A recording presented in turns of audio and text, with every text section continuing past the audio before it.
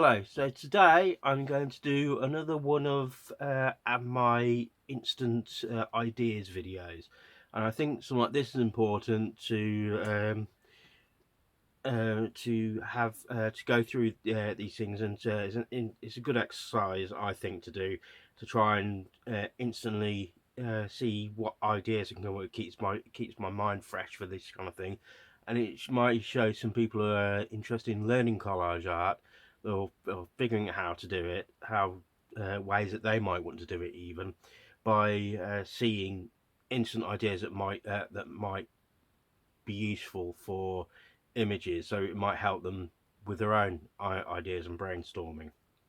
So the first book I'm going to look through is, I'm not going to do in my National Geographic this time. This is one that I picked up from a charity shop, and it's a reprint of these Ladybird children's books that we had here in the UK when I was growing up. So these are more the vintage ones, and from maybe the generation before as well. So I don't know if these were available. In the in other countries, but these are actually also blown up. The book is actually, the early bird books are actually about that big. So the first thing to look at is, you've got the cover here. So you could do, there's not too much you can do with that, because you've got this bit of text there. You've got the only things you've got really space with, you've got to get rid of that ladybird logo and the text. So you could put things around there. You could do something with that background, but I think this bit here, this would actually work better as part of another piece. Something that goes in it. I wouldn't see it as the main piece, part of the piece. So, and again, that would go well in the in another something that makes up a piece. So as you can see here, these are some of the books that they put out, and I've got some books like these somewhere in another drawer. So they're small, and the original books, they're small. So again, it's rare that I've ever made a main piece out of them, but they're very good for putting into as elements to go in a larger collage. So it's good for if you've got a bit of a black and white, you don't want to do anything black and white. So again, little images that go in. Something like this is great. So you could easily have something in the background there that they're running away from. You could have something else in her hands.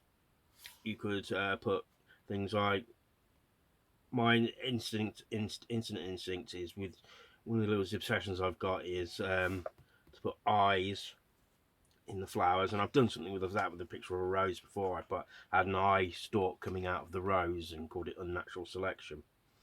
And I called it tattoo piece for a long time. It was the only one I actually came up with, was coming up with my book, that I actually came up with the title for because it could take me years, or if ever, to come up with titles.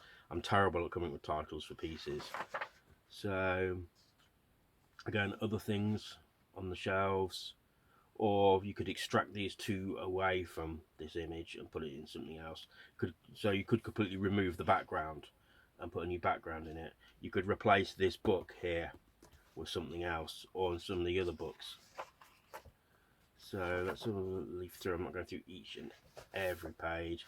Something like this is always ripe for change, because you've got a lot of background space there, so you don't even have to do very much with this part here. They're the main characters in it, and you could have the world around them being wrong, basically, being changed, or you could have the world around being fine and all the changes going on within the car. So you could put an extra person in the car. You could put hats on them or something, put something sticking out of his clothing.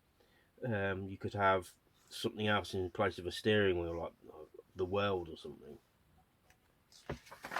So little extra images that could go elsewhere.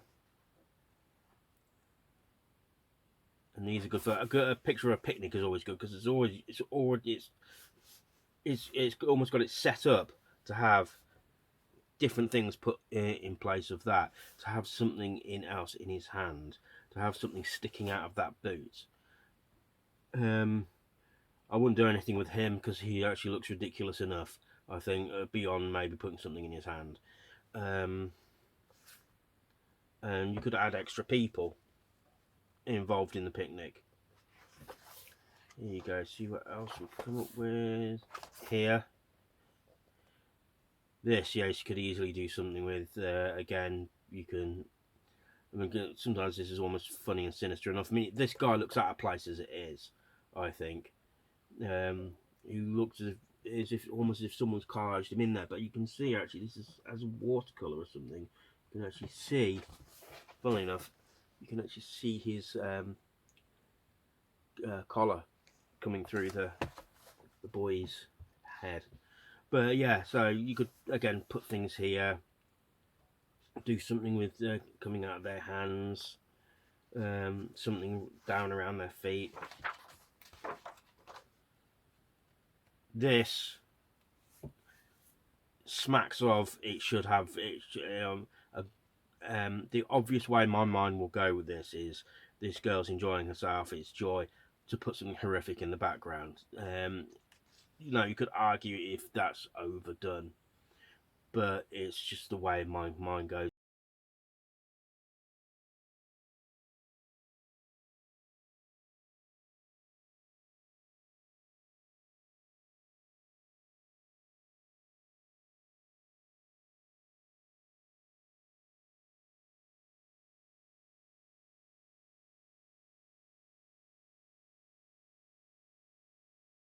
So I could actually just put a load of other magazines involved, and again, it's not much to, and call it that. So well done, Ladybird. Again, this is ripe for abuse. This one, because the obvious thing is they're all looking at this as some focal point. You remove this C and you put something else in. Or you remove the C, keep them, you could put like a lava field in. I did once have a piece where I had someone swimming, and I'd take someone swimming and I'd put them amongst like a sea of, not a sea, but like a bed of lava, and even with coloured pencils drawn in a bit of the splashing and where the join is, just so it would look semi realistic. That could be a big one. I'd have to be very careful about cutting these out, but this, something could be done with that. This, she could. The obvious thing is she's fishing something bad out, or something that should not be there. Because you could even just like change the meaning of the thing with just adding that one thing. Now that goes, if for people that are ultra concerned about things like copyright, that's the kind of thing, it goes against fair use in the fact that because they're not transformative enough. But these are the risks we take with this art form. So, and that will be it for that one. There are lots of other great images, but I don't want to go through the entire book. So here, this book about the Roman Illustrated Encyclopedia of the Roman World. This kind of one, there's not much in here that's you know, the base image, but I can look through it and see things where have a look and see what things should go with these. So this one, I could work it into a piece as a major base image, but I'd have to do a lot of work. I'd have to cut that out. I'd have to do some covering there and there. These could be cut out so you wouldn't have this text anymore, and I could put some other weird well, some of the background that would make it weird. So this could be in front of something, some kind of like maybe like a beach scene or something, since it's sand, or something else. I would try and avoid putting it against something that's a photographic image, because it makes it too mixed media. And so sometimes when I go look for source material on these kind of things, I try and look for book illustrations that aren't too stylistic, because it makes it difficult for me to really adequately blend it in with other images. Because yes, we do like the stark contrast, but I don't want it to be too stark where it really looks too much out there. So those ones are, I sometimes, if I like the image style enough, I will take them and I'll do work some way into it. But for the most part, I like them to be a bit more realistic looking like this. And unfortunately we can't, and the reason why I can't just do with photographs, I could, but I can't, it's hard to get an image like that in photographs. So, but then with these kind of things, it's difficult. I don't often come up, as I've said before, I don't often come up with one based on a preconceived idea where I'm going to be like, okay, I'll do this now, I'll do this now, I'll do this, I want this and this and this. And for that kind of thing where I have a preconceived idea, I usually go digital. And because I've got, as you'll see in a previous video, a few sites which are very good photographic archives for this kind of thing. So here, this is very good. I have that was what I would start off with. I'd have to put it on some kind of backing, like an A4 piece of paper. Or I don't know what, I can't remember what size it is in America. It's you do them in inches and they're slightly different to it, but that's about 21 centimeters by about nearly 30 centimeters. So, and I could have something, her eye line is going to something, so there could be something there, or it depends if I find a good enough background image that could go there, and I can add things here. I mean, it's almost actually, they've almost done some work for me in the fact that here you have this image, but you also have that separately, they've put in as an illustration of something else, an engagement ring with two clasped hands, and her eye line is actually going to where that ring is. So what my logic would be for this, and I will have to try and remember this and make a piece based on it, is if I will bookmark this page, because I like the look of it, and I would keep that engagement ring in, and I would do some other kind of background. The lazy thing to do could be space. Something I could try and do is this cover from this book that I'm looking at here, I'm going to go into next here, this this one here, this cobra, which actually I actually quite like that idea now. So you have it here. I've come up with the idea for a collage, an actual collage that I will at some point do while doing this book, while doing this video. So there's a first.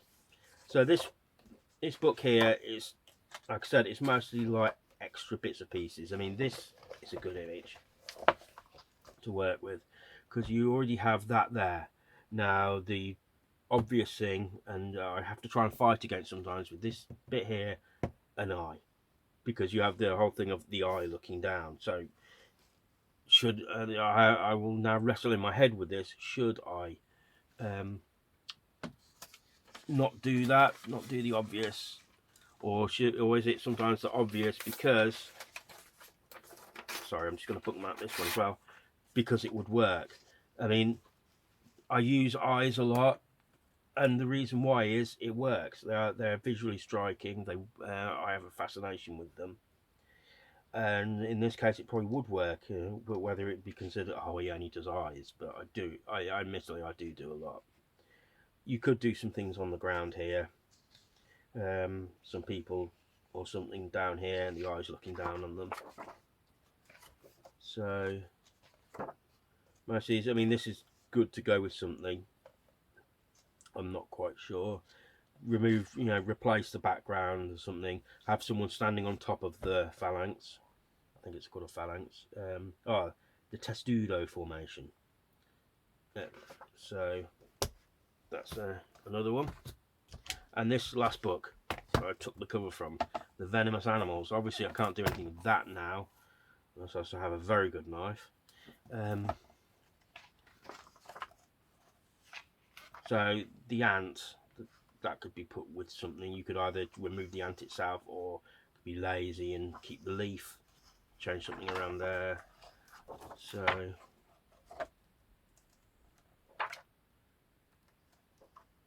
some of these,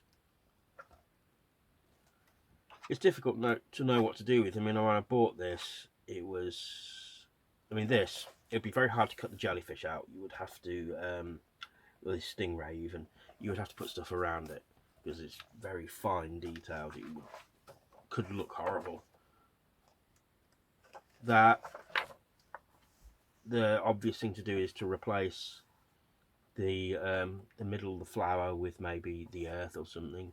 You could in these spaces there put scenes from star fields. They're an obvious one. You could have almost people trying to climb up here. That's another thing, or kids on a slide sliding down. You could do a combination of those, or all of them.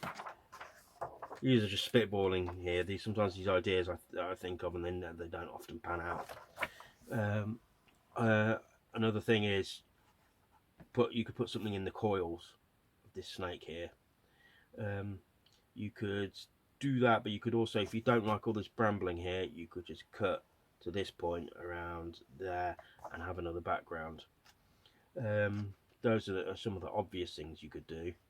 You could almost have someone creeping up behind the cobra, which would be a bit of a change. This, if you had some, this is a great picture here. You could have a picture of, if you've got a big enough picture of somebody as if they're singing, instead of holding the microphone, they're holding the cobra. But again, these kind of things would be hard. We're at the mercy of our imagery here almost. So yes, so see if you like any of these ideas, see if any of these give any sparks for you for these kind of things. Like I said, it's always good to try and do these exercises, because as I've seen here, I have now got maybe a whole piece, or at least part of a piece from this. So you may see a future video of me actually putting that together. So I shall see you soon. Send some more videos. If you're interested in any of this, if this sparks your fancy and you're interested in collage art, please do subscribe, and also like these videos, because it really helps with the algorithm. Please give comments as to how you feel. Check out my link tree, which is in the description, and that you can find links to all my other socials and merch stores, because I sell prints and t-shirts of my artwork. And I'm also I've got my Blue Sky invite code recently, so I'm now on Blue Sky. Thankfully, it took me over half a year, but I'm there. So, and I shall see you soon. Goodbye.